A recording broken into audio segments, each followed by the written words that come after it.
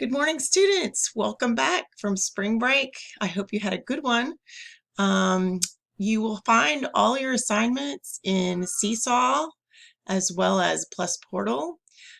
Um, I have you guys down for a 9 o'clock Zoom meeting for language arts or reading. We're going to go over vocabulary, wordly wise, and take a spelling test. Please make sure you're ready.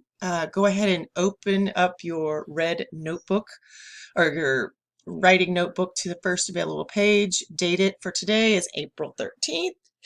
And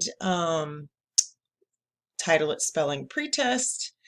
And we will get started right away once we are all in. Please try to log in before the 9 o'clock time.